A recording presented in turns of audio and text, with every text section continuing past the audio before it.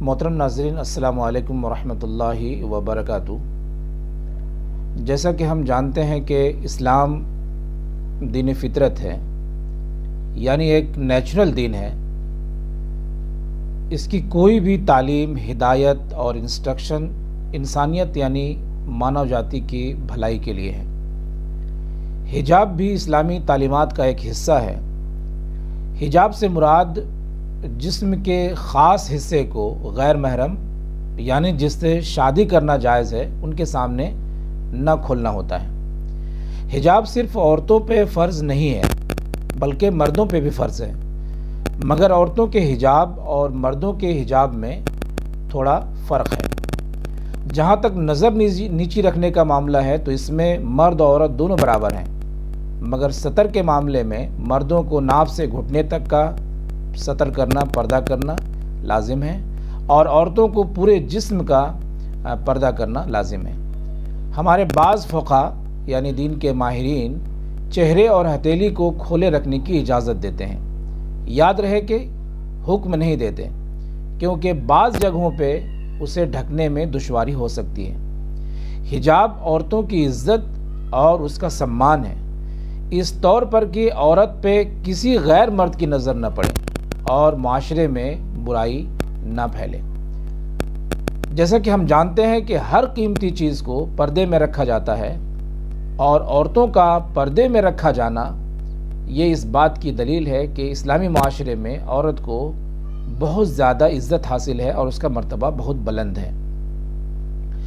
دنیا میں جتنی بھی جاندار مخلوقات یعنی پرجاتیاں ہیں اس کے پردے کی جگہ ڈھکی ہوتی ہیں، چاہے وہ دم سے ڈھکی ہو یا بالوں سے۔ یہ اس بات کو ثابت کرنے کے لیے کافی ہے کہ پردے کی چیز کو پردے میں رہنا چاہیے۔ خود ہندو سنسکرتی کو دیکھیں تو عورتوں کو گھونگھٹ میں رہنا اس کی سنسکرتی کا حصہ ہے۔ یہ بے پردگی تو یہودیوں کی ایجاد ہے، مگر اس کے باوجود نہ جانے کیوں لوگ بے حیائی کو حیا پہ ترجیح دیتے ہیں، بے پردگی کو پردے پہ ترجیح دیتے ہیں۔ بھارت کا دستور تمام شہری کو اس کے مذہب کے مطابق جینے کا حق دیتا ہے۔ اسی لیے ہم دیکھتے ہیں کہ اسکول کے نصاب میں بھی سبجیکٹ کے انتخاب کا آپشن رکھا گیا ہے۔ کوئی سنسکرت رکھتا ہے تو کوئی پرشین اور کوئی اردو۔ لہٰذا جو اسکول اور کالج ڈریس کوڈ کو نافذ کرنے کا قانون بنائے انہیں چاہیے کہ سب سے پہلے دستور ہند کو سامنے رکھے اور اس کے مطابق کوئی ضابطہ اور کوئی قانون بنائے تاکہ کسی کی دل آزاری نہ ہو۔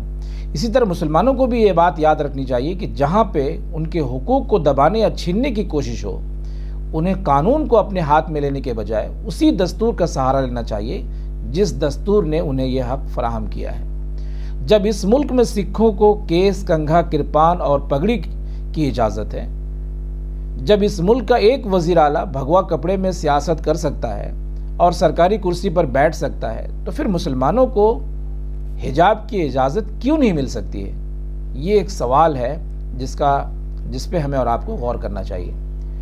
چاہے ہماری بہن مسکان خان کو جو بھی عزت افزائی ہو رہی ہو اس میں میں بالکل ناراض نہیں ہوں اور نہ ہی اس پہ کوئی تبصرہ کرنا چاہتا ہوں، کیونکہ ہر فرد کو اظہار رائے کی آزادی ہے، مگر ہمارا اسلام حالت اضطرار میں کچھ چیزوں کو برداشت کرنے کی اجازت بھی دیتا ہے۔ ہماری اور آپ کی نظر اس پہ بھی ہونی چاہیے۔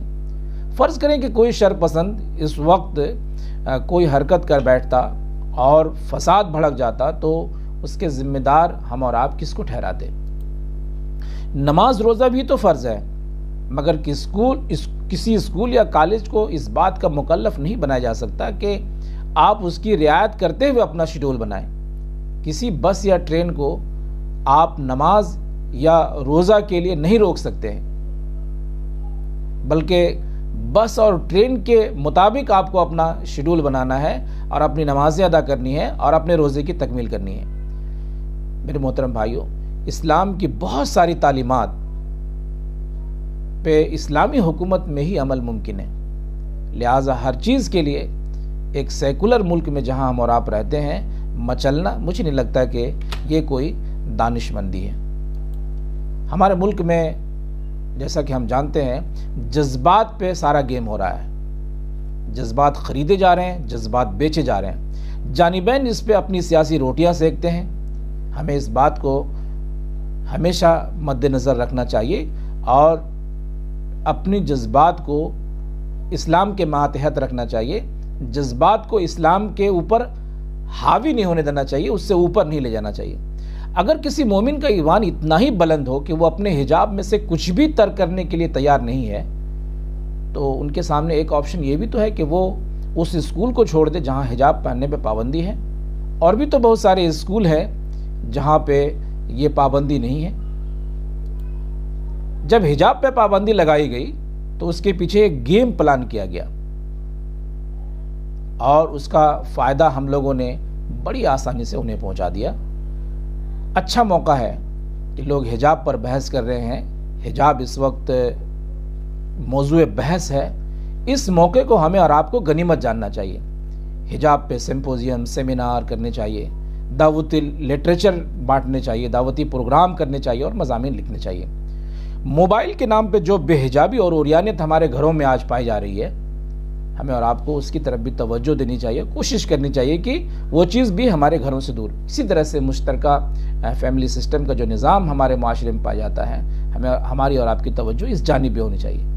آخر میں ایک بات کہنا چاہوں گا کہ اسلام کو ایک احتجاجی دین بنانے کے بجائے اسے ایک اپیلنگ دین کے طور پر برادران وطن کے سامنے ہمیں پیش کرنا چاہیے، اور زبان سے زیادہ عمل کے ذریعے اور اپنے کردار کے ذریعے سے اسلام کی تبلیغ ہمیں اور آپ کو کرنی چاہیے۔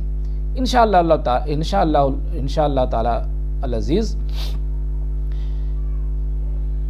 بظاہر ہمیں جو چیزیں شر پہ مبنی نظر آ رہی ہے یا جس میں ہمیں شر نظر آ رہا ہے، ہم دیکھیں گے کہ اس کے نتائج جو ہے وہ خیر پہ مبنی ہوں گے اور اس میں سے خیر نکل کے آئے گا۔ میں اس موقع پر حکومت ہند سے بھی مطالبہ کرتا ہوں کہ جن بچوں کے ہاتھ میں کاپی، قلم، کتاب اور پینسل ہونی چاہیے، ان کے ہاتھوں میں ڈنڈا اور جھنڈا اچھا نہیں لگتا۔ یہ بچے ہمارے ملک کے مستقبل ہیں، ہمیں اور آپ کو کوشش کرنی چاہیے کہ ہم اس کے مستقبل کو سنواریں، اس کے مستقبل کو برباد ہونے سے بچائیں۔ اللہ تبارک و تعالی ہمیں اور آپ کو اس کی توفیق عطا